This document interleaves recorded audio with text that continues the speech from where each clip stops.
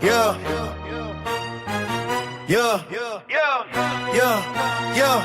Yeah. We rolling deep across our 10 in the dirty South where the rim was blend. From Lake Charles to Baton Rouge, we riding with the Saints under them southern skies. We hustle hard, ain't no time to stop. Drive to the top, it's our time to shine. From Nola's heart, we redefine the grind. Southwest Louisiana, stand up proud. With every beat, we bring the heat, hear the crowd. From Houston streets to Lafayette, Low McNeese. Right, let the raging cages flow. DJ 30 South, turn it up loud. Marking our vibes, yeah, we make our proud. Get on the bus, we coming alive. Drive to the top, it's our time to shine. From Nola's heart, we redefine the grind. Southwest Louisiana, stand up proud.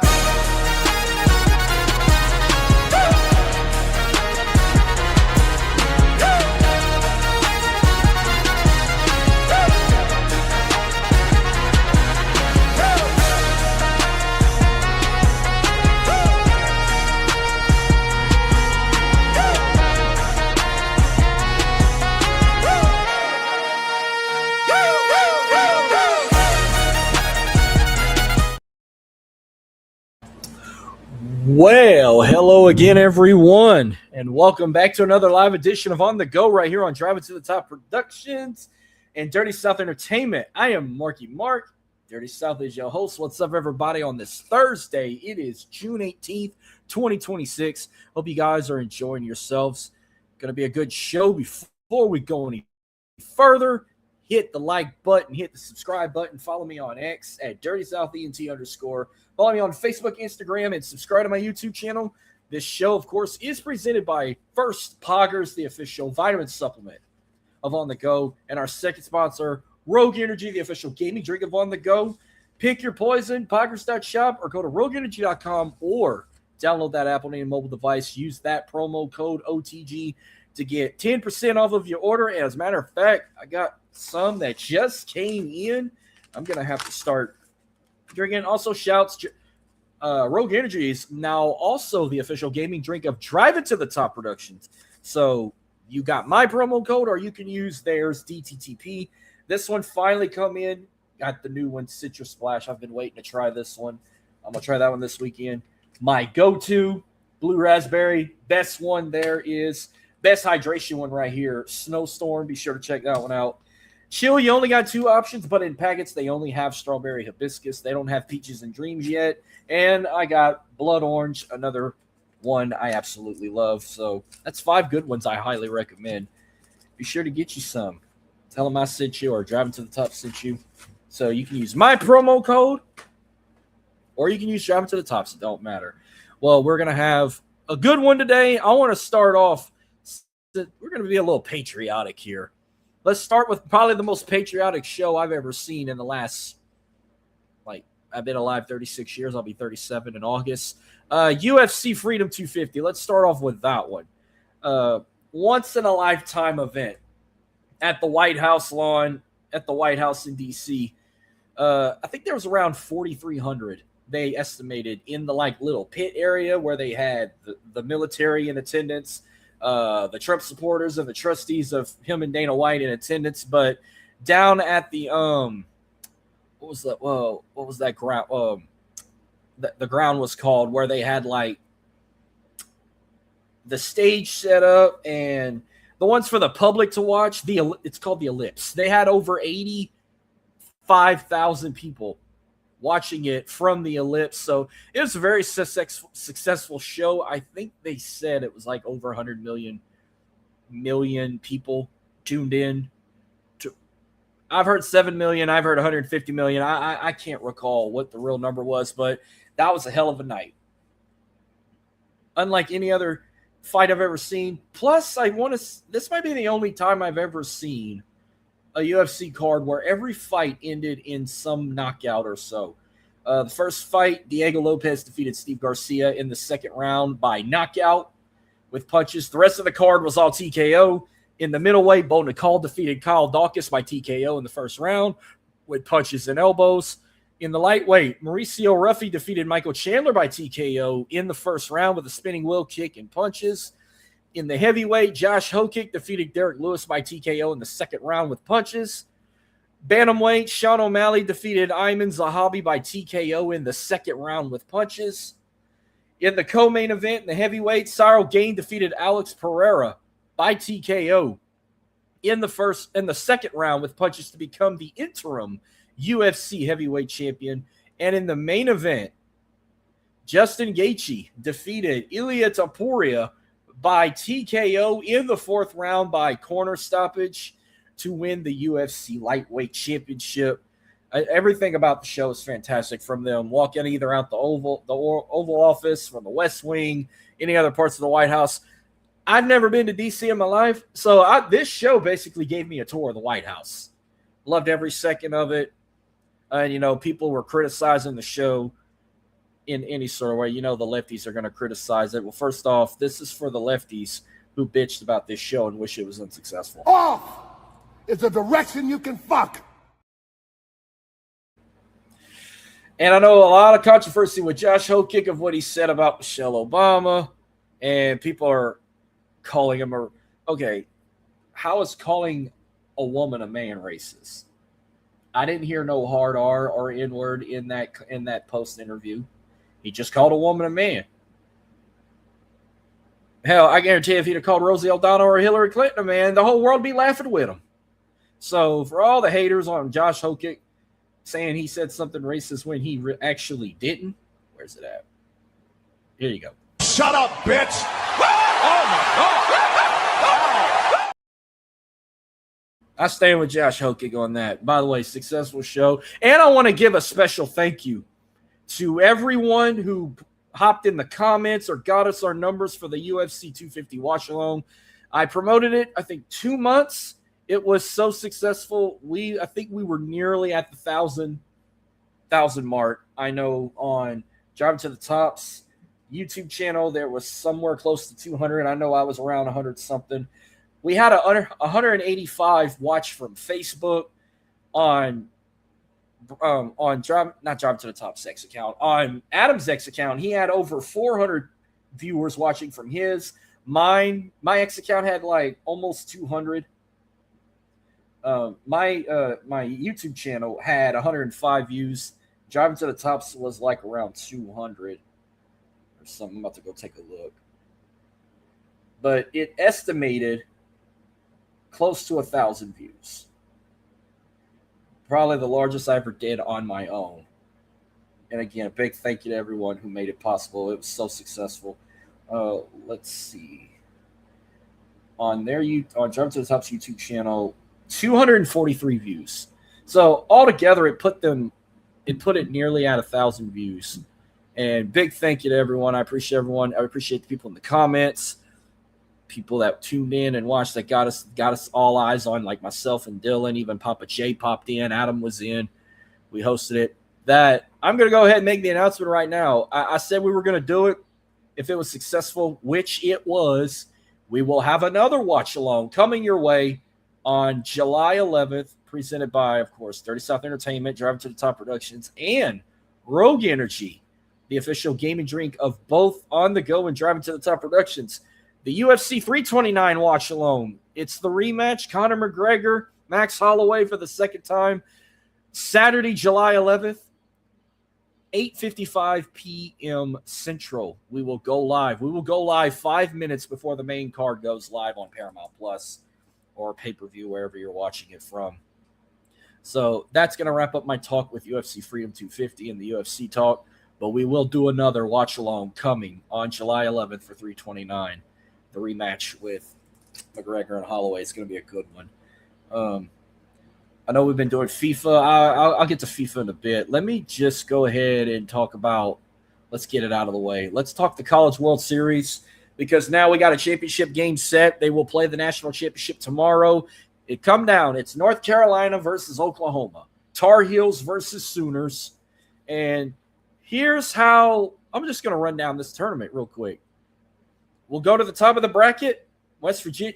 First round, West Virginia beat Troy 7-5. North Carolina beat Ole Miss 6-2. In the loser bracket, Troy, shouts to the Troy Trojans, eliminating those damn Ole Miss Rebels who swore they were going to win it all. Ole Miss was the first team eliminated in Omaha, and as an LSU guy, I couldn't laugh hysterically even more. While we go into the second round, North Carolina did beat West Virginia 5-2. That bumped the Mountaineers into the loser bracket. They did eliminate Troy 12-0. They had a rematch in the semifinals where North Carolina for the second time beat the Mountaineers 12-7. They punched their ticket to the finals. While on the bottom side of the bracket, Oklahoma first beat Alabama 9-0. They fall in the loser bracket. Georgia beat Texas 7-1 to advance to the winner bracket. Down to the elimination bracket, Texas beat Alabama 14-2. And to be honest with you, I don't even know why I stress that. Alabama was never a baseball great. They never had a baseball dynasty. I don't think they've ever won a national championship in college baseball that I can recall. I don't think they ever had. But the fact they swore they were going to win it all, not with those hideous-ass uniforms they had, oh, I laughed hysterically. Shouts to the Longhorns for eliminating them. But Texas got eliminated. But first, Oklahoma beat Georgia 4-3. Georgia falls in the elimination bracket, eliminated Texas 2-0. So we got another rematch with the Sooners and the Dogs. Oklahoma beat Georgia 11-4. So now we got an ACC-SEC battle. North Carolina is the heavy favorite. They have a chance to make history. They're trying to win their first College World Series in school history. They've been to the national championship 2 years in a row. Remember, 06-07. They lost 2 years in a row to Oregon State in the national championship. Where Oklahoma, they're looking to win their first College World Series in 32 years. They've won 2 College World Series in 51 and 94. They're looking to win their first in 32 years. Game 1 will be tomorrow night at 7 p.m. on ESPN. Game 2 will be Saturday, June 20th at 1:30 p.m. on ABC. And if necessary, they will play a final game. No, game 1 is I was right. If necessary, game 3 will be on Father's Day, Sunday, June 21st, if necessary, at 6 on ESPN. But when I saw these teams' records, bro, North Carolina, out of the 8 teams that made it to Omaha, they might be the best team that went to Omaha. I'll get my shit to upload. I remember I saw they only had 5 losses all season long. I'm going to pull up. I'm actually got it right here. Hang on.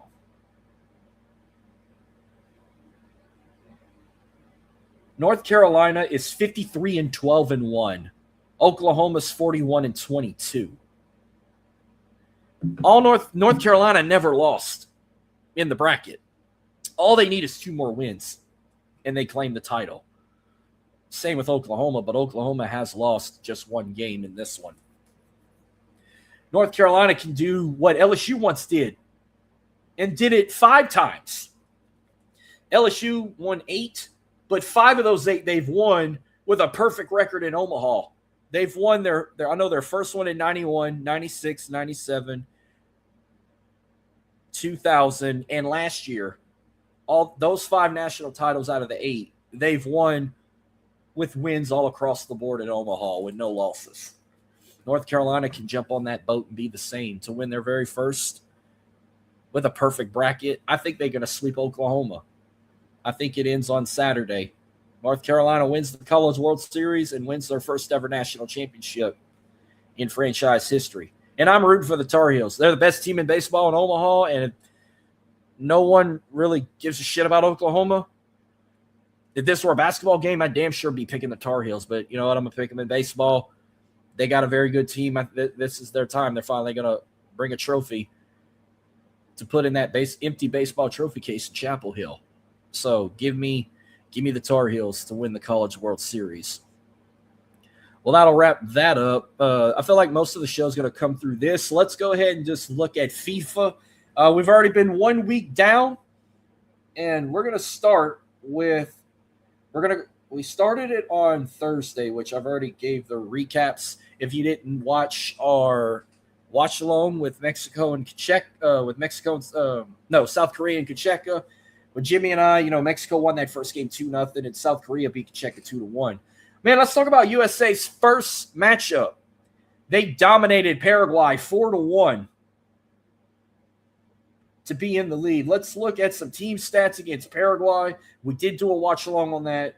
65% possession, 6 shots on goal, 3 big chances created, 2 big chances missed, 509 total accurate passes, 65 duels won, 1 save, 13 fouls committed, and I want to say they had, I think it was 1 or 2 yellow cards.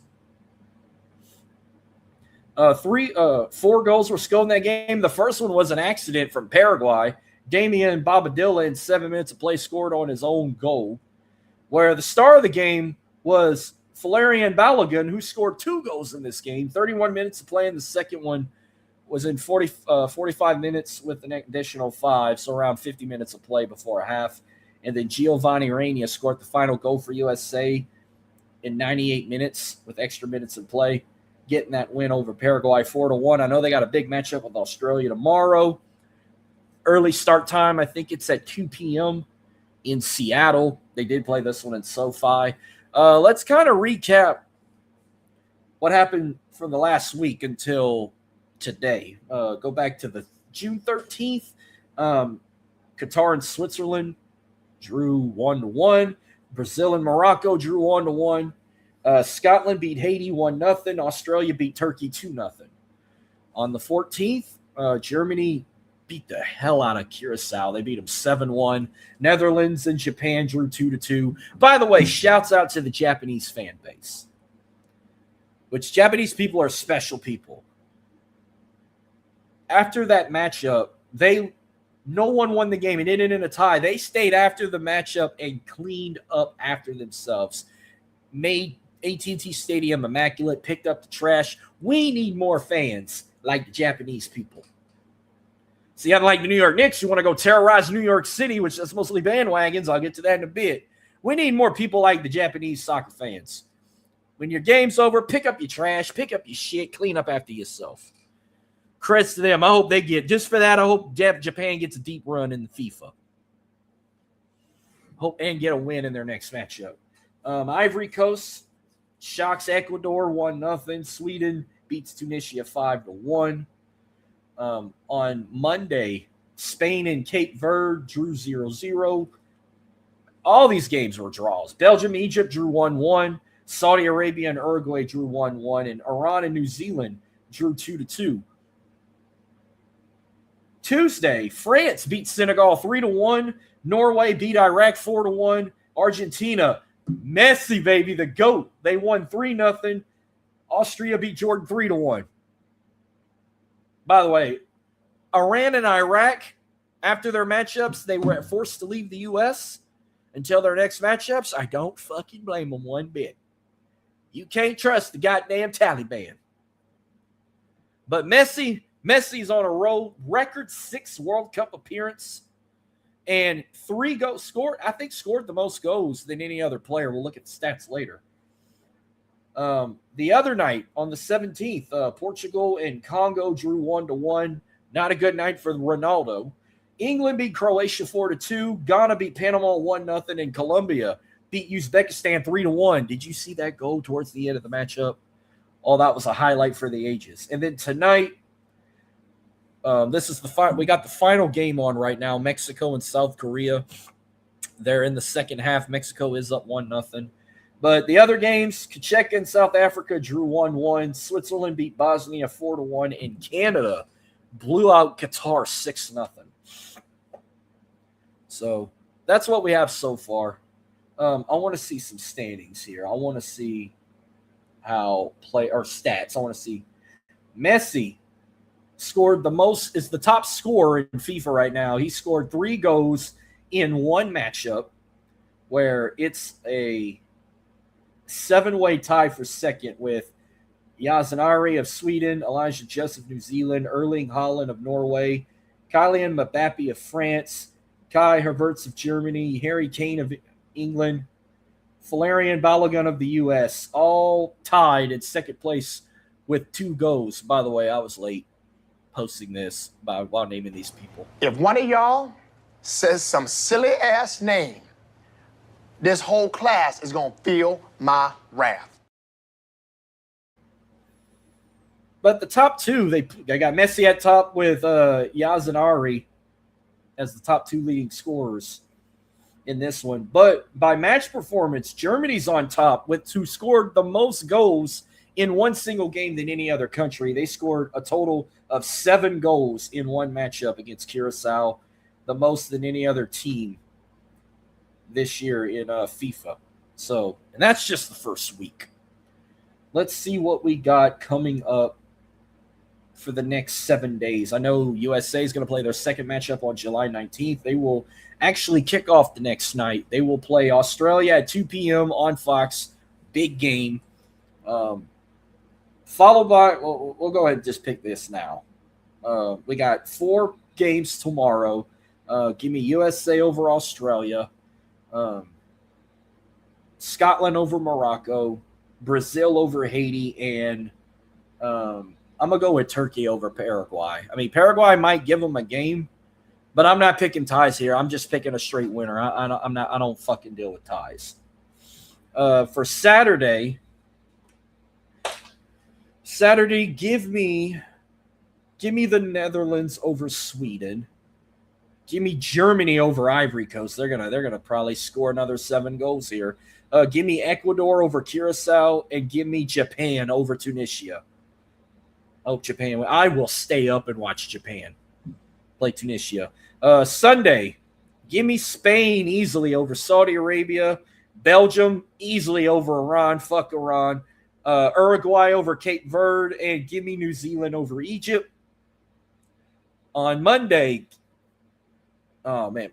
Argentina, Austria at noon. God, I'll try and find a way to watch Messi.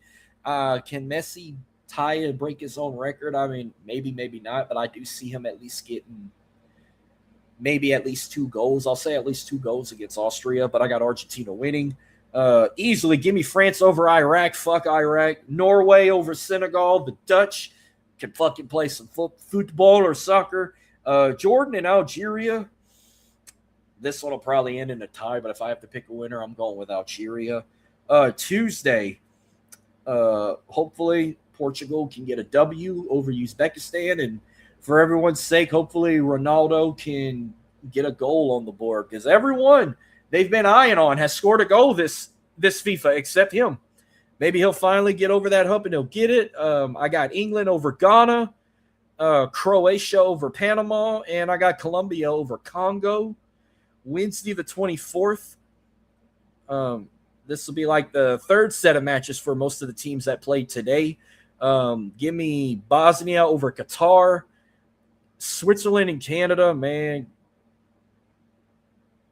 I'm going to go with Switzerland. I'm going to pick Switzerland over Canada. I'm going to go with Morocco over Haiti. Brazil over Scotland. Mexico over Czechia. And I'm going to go with South Korea over South Africa. And then the final, when we get to the next time I'm recording, which will be June 25th, USA will have, I'm going to actually, next week's episode, you know what? Another USA watch along. USA versus Turkey, Thursday night, June 25th at 9 p.m. Around this time, I will go live. I will do a watch along with this, and I'm going to still do my usual shit on the show while doing the watch along. But of course, I'm always going to pick the Stars and Stripes. Eagles will fly. Give me USA over Turkey. And also that day, I'm going to take Ivory Coast over Curacao, Germany over Ecuador, Japan over Sweden, the Netherlands over Tunisia, and I'm going to take Australia over Paraguay when we get to next Thursday. And I think the final day of group stage, I think, is the 20... I think it's Sunday, June 20th. Nope, Saturday, June 27th is the final day of group play. Well, that just leaves 2 more days, the 26th and 27th. I'll pick those next week. You've heard what I can on FIFA. That's what I can give you on FIFA. Going in 65 minutes, it's still 1-0 Mexico over South Korea. So that's your update on FIFA. We're going to keep this rolling. This is probably going to be a short episode, because I'm mainly going to focus on championships. I know I can throw a couple curveballs in. I know on the New Orleans side, the New Orleans Saints re-signed Cam Jordan for one more year. So hell fucking yeah. If this is his last ride, thank you for everything you've done, Cam. But I'm hoping after this season you'll want to renegotiate, maybe sign another extension. So you're back in the black and gold another year after 15 seasons. I know the Houston Gamblers had 3 players that got signed by the New Orleans Saints, including one of the quarterbacks, a wide receiver, and I think a kicker. Tulane just got their college football playoff rings and their conference championship rings. I don't have pictures of them, but I know they're on X. They look pretty badass. I might pop them up next week. That's about all I got on the New Orleans side. I got really nothing in the Baton Rouge for LSU. I'll do the Gumbo Gator talk at the end. Let's talk about some championships we've crowned this past Saturday. We'll start with the NBA Finals. First off, congratulations to the New York Knicks winning the 2026 NBA Finals. Got some redemption like it was 1999. You lost Game 5 in 99 to the Spurs. You fast forward to 2026, you beat the Spurs in Game 5. Who got in? Was Jalen Brunson MVP? I'm pretty sure he was. But look, I thought it was a fun series. It was a good series to watch. I thought maybe it was going to go maybe 6 or 7 games. Obviously, that wasn't the case. The New York Knicks were the better team. Yeah, and Jalen Brunson was the MVP. I think it was in Game 3 when the Spurs blew that 29-point lead. I gave up on them and said, "Oh, they're not winning the finals." But it ended in 5. New York was the better team. I know I was rooting for the Spurs. I was rooting for the West like I usually do. But shouts to Jalen Brunson getting that ring finally. Shouts to Josh Hart and Jose Alvarado, a former Pelicans right there, finally getting a ring. Yeah, Jose Alvarado was the second guy from New Orleans this year to leave and go get a championship, just like Rashid Shaheed with the Seahawks. I'm happy for those guys. I'm also more happy for the actual fan base, the actual real Knick fans like Stephen A. Smith, Timothy, Adam Sandler, Ben Stiller, Fat Joe, Spike Lee, Tracy Morgan, all them guys, the real fan bases, not the ones that are terrorizing New York City. By the way, my buddy Freddie, shouts to you, man. Y'all team finally won a championship. I include you in that category too. Y'all not the ones destroying New York City. That's those little bandwagon bitch-ass Gen Z motherfuckers who weren't even alive probably when they last appeared in the 99 NBA Finals. I bet half of them motherfuckers that destroyed New York City were born after 2000. Can't have nice shit with them. But on behalf of the real Knicks fans, congrats to you guys. Y'all were the better team. Y'all deserved it. For the San Antonio Spurs, I mean, yeah, it sucks. But y'all got a young squad. I definitely see on the future. Finally, Victor Wembanyama. Look, I get losing a championship sucks. I know people get upset about that, but dude, how you acted in the press conference, bro, don't act like fucking LeBron James. Don't be a fucking crying, whiny bitch. Walk out the damn press conference and say, "See y'all never." Hell no. You fucking 22 years old. You got a long-ass career ahead of you. You will be back. See, if it had been me at 22 years old losing the NBA Finals, I'd have walked out with pride. Like, instead of saying, "See y'all never," I'd be like, "I'll see y'all again next year, right here for the finals, or in a year or two." Have confidence that you'll be back. Man, don't be a whiny motherfucker like LeBron. You better than that. We need a face like you to be a leader, because all these other big boys, well, you don't know when Giannis's career going to be wrapping up soon. With that attitude, you can't be the face of the NBA, man. You got to be better than that. But that wrap up the 2025-26 NBA season, which was a crazy one. Of course, I'm going to be looking forward to it again when we get to October for the 26-27 season. I know they're probably going to they got the NBA draft coming up soon. They're gonna start summer play like after the draft, sometime in like late July, early August. They'll have summer play. But New York, I mean, I never seen New York this. Most of us didn't even live to see New York win a final. I mean, their last one was what, in the 73? They had two finals in 94 and 99, which, I mean, 94 was their only chance to win, but no offense, you wasn't going to beat the Houston Rockets. Yeah, they went 7 games with Patrick Ewing and those guys. But like 99, no way in hell with that young starting 5, you were going to beat San Antonio. Your only chance would have been 94, but that was a hell of a final when you had like Patrick Ewing and the Knicks against Akeem Olajuwon and the Rockets back in 94. That went 7 games. Yeah, they should have won it that year, but hey, as a Rocket guy, I'm glad that was Rockets' first title they won. We'll see what happens when we get to the next season. And I know this one's going to hurt me a little bit, but another season wrapped up. We wrapped up the 2025-26 NHL season. Congrats to the Carolina Hurricanes winning the Stanley Cup Finals in Game 6 against the Vegas Golden Knights. First Stanley Cup in 20 years, second overall, ended in 6 games. This one was probably, even though the Knights lost, this has been one of the most amazing Stanley Cup Finals I've ever watched. Outstanding finals, but the Canes wanted it more. And this ain't the end of Vegas. I mean, still to this day, the greatest expansion team in NHL history.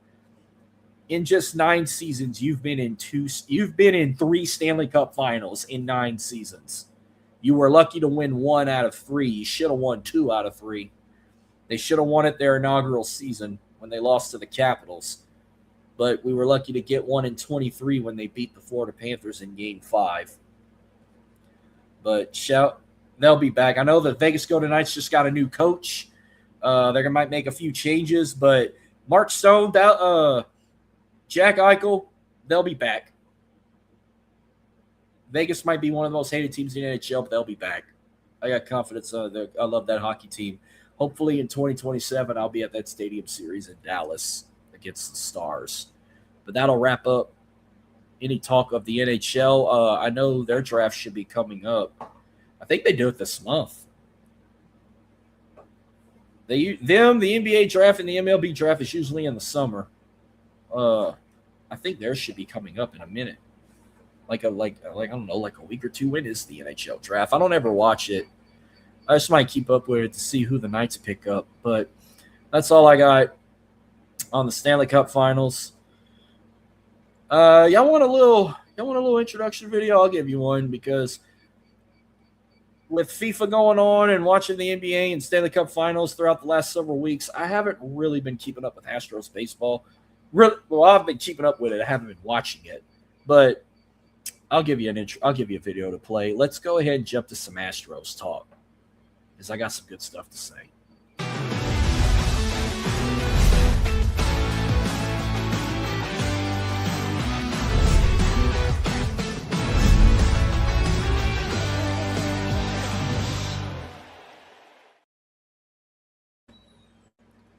All right. It's time for some Astros talk, and I got a good slate of Astros talk for y'all. I know I haven't really been talking about them lately, but I'm not going to pick up where I left off. I'm just going to talk about what we've had recently. I know they just wrapped up a 3-game series with the Detroit Tigers. By the way, they did win the series. They did drop game 1 9-3, but they won game 2 4-2 and game 3, same final score. So shouts to the Astros. Adding more wins. Their record still not as good. 35-41 overall record. 4th in the AL West. 23rd overall in Major League Baseball. I don't remember where they are in the American League, but meanwhile, against the Tigers, the batting crew had 11 runs, 25 hits, 9 doubles, 3 home runs, 10 RBIs, 43 total bases, 10 walks, struck out 22 times. Batting average, .253. Their OBP was .327. Their sluggage percentage was .434, and their OPS was .762. While the pitching crew against the Tigers allowed 19 hits, 12 errors, 7 home runs, 8 walks. They struck out 36 batters, and their ERA was 4.00. Let's talk about the big news. We got the return of our ace, Hunter Brown, after being out for 60 days with a serious injury. He was back, and in his return game against the Tigers, he only allowed 3 hits, 1 error, 3 walks. He had 7 strikeouts. His ERA was 1.59, and that was in 5 innings. So welcome back, Josh Hader. Hopefully this could put us back in the win column, and we can hopefully do a lot better. This one, by the way, I want to look at some stats here. I never really brought up pitching stats, but I will here. When it comes to team leaders in pitching, Spencer Arguetti holds the most wins as a starting pitcher with 7, but Mike Burrows leads with 65 strikeouts, and he has the best ERA this season at 5.86. Brian King has the most saves as a starting pitcher with 6, and Steven Okert has the most holds with 7 as a starting pitcher. While on the batting side, this is Yordan Alvarez across the board, our main guy. He leads in batting average this season with .325, 24 home runs, 55 RBIs, OBP at 428, and 89 total hits. Yordan across the board with batting leaders. We love Yordan. Keep it up. I mean, also don't forget guys like Christian Walker, Cam Smith, and Isaac Pierotis also as well. But let's see what's next for the Astros. I know this weekend they're hosting the Cleveland Guardians at Daikin Park. Let's see who we're going to have on the mound with both teams here. All right. No game today, so it's tomorrow, 7:10 start time. On the mound, we got Tetsuya Imai for the Astros taking on Tanner Bibby. As a starter for Imai, he's 3-3 as a starter. 35 total innings pitched this season. He's allowed 29 hits, and he had 37 strikeouts, 24 walks, and he also allowed 5 home runs. He's getting a little better. Saturday, we got Spencer Arguetti versus Joey Cantillo. Spencer is 7-2 as a starter. Best starting record. You can maybe say best starting record. 2.57 ERA. So far in 63 innings as a starter, he's allowed 45 hits. He threw 60 strikeouts and allowed 32 walks and only 3 home runs. When we get to Sunday, it's going to be Kaiwei Tang versus Slade Sakani on there. Kaiwei 3-6 as a starter. His ERA is 4.31. In 54 innings, he's allowed 47 hits, 58 strikeouts, 26 walks, and 9 home runs. Then after that, they're going to be on the road for a 3-game series with the Toronto Blue Jays starting Monday, June 22nd, 6:07 p.m. start time, and an early start time on Tuesday, June 23rd at 3:07, and then I'll wrap up Wednesday night at 6:07. Against the Blue Jays, Hunter Brown will start the first game on the mound. Undecided for the Blue Jays in the first matchup. Second game, it's going to be Peter Lambert versus Trey Savage. And the final game with the Blue Jays, it's going to be Tetsuya Imai versus Kevin Gausman. Ooh, that's going to be a good matchup. I definitely have to tune in for that one. Well, that's all the Astros talk I got. And one more thing before we wrap up. We're going to close out a little baseball in Southwest Louisiana here. I'm going to talk the Lake Charles Gumbo Gators real quick. Try and do it a different way. I know I went to one matchup last week. By the way, check out my interview with Bryce Boudreaux for the second year in a row. Numbers are still going up. Big thank you to everyone tuning in for that. The Gumbo Gators are currently 5-8 as of right now. They're 4-3 at the chill. They're 1-5 on the road. They were at a 4-game losing streak as of late. They're currently down 1-4 with the Cane Cutters as of right now. But let's look at some stats here. We'll look at some pitching stats first. Let's see how we're doing this.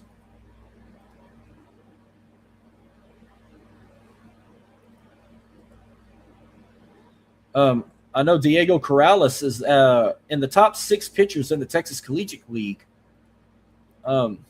Diego Corrales of the Gumbo Gators is ranked second of the top 6 pitchers in the Texas Collegiate League.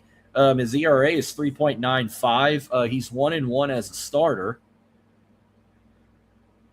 And he had 3 appearances. He started in 3 games. He's allowed 11 hits, 6 runs, 6 errors, 8 walks, 10 strikeouts, averaging 6.59 strikeouts per game. He's only allowed 1 home run. His whip was 1.39. Facing 57 batters. He only threw 5 wild pitches, and he only hit 1 batter. So, I mean, that's not bad. Let's see, he's ranked 2nd. Meanwhile, hitting in the Texas Collegiate League. Let's see what we got here. Oh, the league hitter in the Texas Collegiate League is from our very own Lake Charles Gumbo Gators. Kaysen Bellard is the leading hitter in the Texas Collegiate League. In 11 games played at 35 at bat, he's had 18 hits, 6 RBIs, 6 walks, 1 double, 1 home run. He only struck out 5 times. His batting average is .514. His on-base percentage, .571. His slugging percentage, .629. 1 sacrifice fly on 42 plate appearances. So shout out to him. Who else we got on the list from the Gumbo Gators? Ranked 8th, we got Bankston Lembeck of the Gumbo Gators. In 10 games played and 24 times at bat, he's had 9 hits, 8 RBIs, 6 walks, 2 doubles, 1 triple, 1 home run. He only struck out 4 times. His batting average, .375. His OBP is .500. His slugging percentage is .667. He was only hit by a pitch once. He hit 1 sacrifice fly. And that's on 32 plate appearances. So shouts to those 2. Who else is on the list? This is actually the top 25 list. And I got another Gumbo Gator on the list here. Reed Schneider is ranked 19th for the Gumbo Gators. Let's see what he got. In 13 games played, 52 times at bat, he's had 16 hits, 15 RBIs, 3 walks, 5 doubles, 1 home run. Struck out 9 times. His batting average is .308. His OPP is .367. His slugging percentage is .462 on 60 plate appearances. And then finally, in the top 25, coming in 22nd for the Gumbo Gators, Connor Walker. In this one, in just 12 games played and 30 times at bat, he's had 9 hits, 5 RBIs, 7 walks, 2 doubles.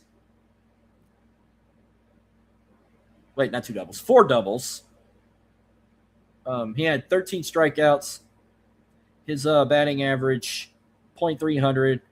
His OPP, .52. His slugging percentage, .433. And that's 43 times as a plate appearance for him as well. So that's your top 25 hitters. Team-wise, Gumbo Gators are... Wait, this in hitting. Oh, this is in hitting. Lake Charles Gumbo Gators are ranked 2nd in hitting overall in the lead, while in pitching, where's team? Well, they don't show that. Let's see the standings for the Texas Collegiate League, and then we're going to go from there.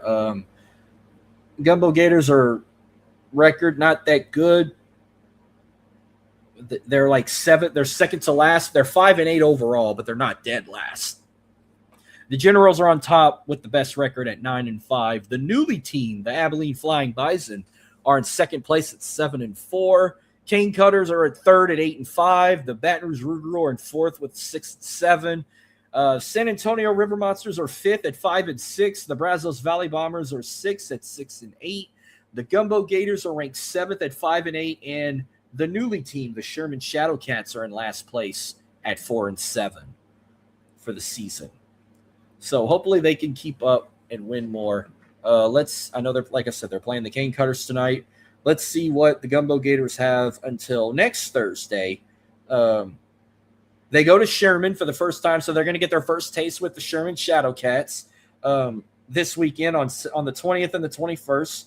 They'll get their off day on Monday, and then they're going to be back at the Geaux for a 2 home game stretch with the Victoria Generals.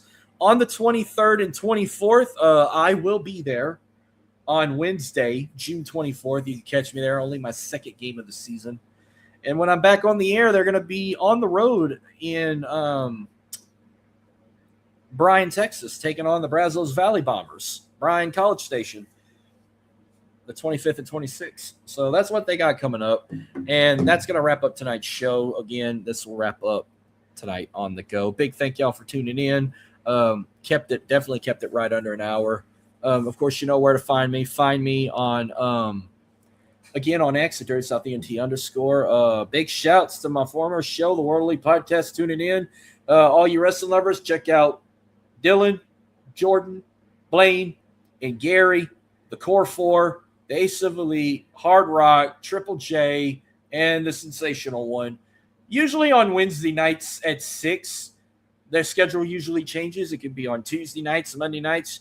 You never know, but it's whatever day of the week it is, 6 p.m. on YouTube, Facebook, for sure. I always watch them on YouTube, and they're also on all audio platforms if you listen on that end, wherever you get your podcasts. So be sure to check out the World Elite Podcast. Speaking on my end of wrestling, Saturday morning at 10 a.m., myself and Big Rich, we do the Cajun Turnbuckle Podcast live. If you don't tune in live within the next hour or 2 hours, it will be on all audio platforms. I usually get it up by noon, so you can count on that. I'm doing another Legends of Wrestling 101 episode. We're going to do Booker T this Saturday, and we're excited to talk it. So big thank y'all for tuning in. I'm going to wrap this up. Mexico still up 1-0 over South Korea with 87.5 to play. Good matchup so far. We'll see what happens there. But as for now, I will see you guys same time, same place next Thursday, June 25th at 9 p.m. I'm going to do my usual roundup while doing a watch-along of USA and Turkey next Thursday. I'm going to probably have a couple guys from Driving to the Top with me on it to do that watch-along. We're supposed to have a watch-along tomorrow. I got to see if the Schmittler himself, Dylan, our Jacksonville Jaguar guy, is still on board to host it. Tomorrow at 2 p.m., if there is still a watch-along. We will have one. I won't be a part of it. I'm going to be away at work. Won't be able to do the watch-along. But I'll do the next one against Turkey. So that's going to wrap up. Thank y'all again. God bless y'all. God bless America. Stay hydrated. It's hot as shit. Oh, and Father's Day weekend is this weekend. Happy Father's Day to all the dads out there, especially all the dads a part of Driving to the Top production. Adam, Rich, Jason, Rav, Joe, Ken, all you guys. Shout out to Papa J. Happy Father's Day to him as well. All the good dads out there. Happy Father's Day to y'all. Hope y'all have a wonderful Father's Day weekend. If you lost a dad or you were a dad and lost a child, I send my thoughts and prayers and condolences to y'all. But happy Father's Day to my dad. I know he don't watch this shit, but he gave me my sports vibe. I thank him for that. Thank you for everything he's done for me and bringing the sports world into my life. Thanks, Dad. I love you. Hope you have a wonderful Father's Day. I will end up seeing you this weekend as well. But that being said, I am out. Thank y'all for tuning in. Peace, love. I'm out. God bless. Catch y'all next week.